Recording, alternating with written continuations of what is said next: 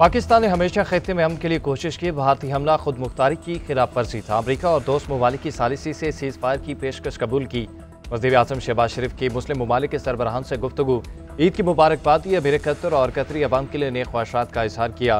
सरमायाकारी के जरिए ताल्लुकात बढ़ाने पर भी इत्तफाक। कुवैत के वली अहद और ईरानी और मिस्री सदूर से गुफ्तगू में ताल्लुकात में इजाफे पर तबादला ख्याल। मलेशियन हम मनसब अनवर इब्राहिम को भी ईद की मुबारकबाद दी। दो तरफा ताल्लुकात के मजीद फरोग पर गुफ्तगू। अजरबैजान, उज़्बेकिस्तान, ताजिकिस्तान के सदूर को भी टेलीफोन खित्ते के अमूर और मुस्लिम उम्मा को दरपेश मसाइल पर भी बातचीत हुई। उर्दन के बादशाह शाह अब्दुल्ला से गुफ्तगू में वज़ीर आज़म ने गज़ा में इंसानी इमदाद की फराहमी को यकीनी बनाने की कोशिशों पर तबादला ख्याल किया।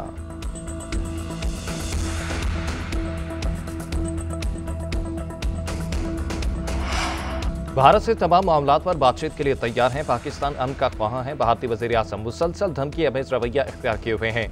भारत पाकिस्तान में दहशतगर्दी की कार्रवाइयों में मुलव्विस है। भारत पानी को बतौर हथियार इस्तेमाल कर रहा है।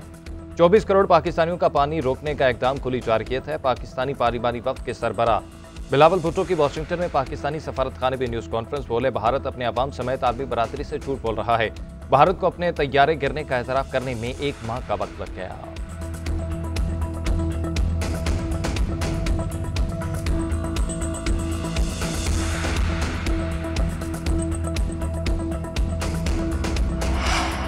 फील्ड मार्शल सैयद आसिम मुनीर का एलओसी पर अगले मोर्चों का दौरा। जवानों के साथ नमाज़ी ईद अदा की। पाकिस्तान के पायदार अमन, इस्तेहकाम और खुशहाली के लिए दुआ।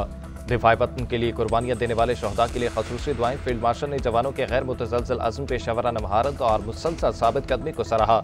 कहा, ईद पर भी अपने खानदानों से दूर ईद मनाना आला कौमी मकसद की तकमील करता है। बयान मसरूस के दौरान फॉर्मेशन की मिसाली कारकर्दगी को भी सराहा। कहा, आपकी कुर्बानियां मुल्क की सलामती और अज़्म को मजबूत बना रही हैं। आपने मासूम पाकिस्तानी के खून का बराबर बदला लिया।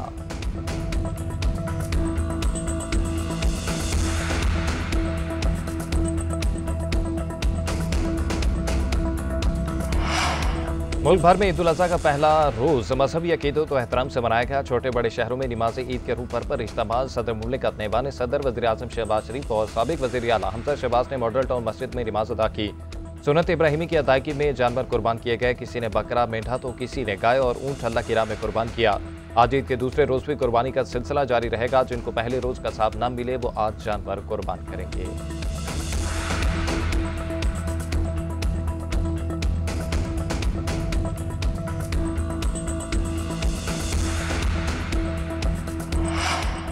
कुर्बानी के गोश्त से मज़े मज़े के पकवान, कड़ाही, कोरमा और कबाबों पर हाथ साफ। काबली पुलाव, बीफ पुलाव, सिंधी बिरयानी और मटन बिरयानी बनाई गई। निहारी और दीगर मज़े मज़े के खानों से भी दस्तरखान सजे। ख़वातीन की सुबह कुर्बानी का गोश्त फ्रिज में तरतीब से रखने में गुजरा। बाकी सारा दिन किचन में नित नए खाने बनाते गुजरा। मर्द हज़रात ने कुर्बानी का गोश्त दोस्तों और रिश्तेदारों के घरों में पहुँचाने का फरीज़ा निभाया। दिन भर घर में खाने पर हाथ साफ करने के बाद रात को दावतों का ख्याल आया। कोई अजीज़ो अकारब के घर पहुंचा तो कोई रहमत बनकर घर आया। महफिलें जम गई। खुशखबरियां और आओ भगत रात गए तक चलेगी। ईद मिलन पार्टियां ईद के दूसरे दिन तक जारी रहेंगी।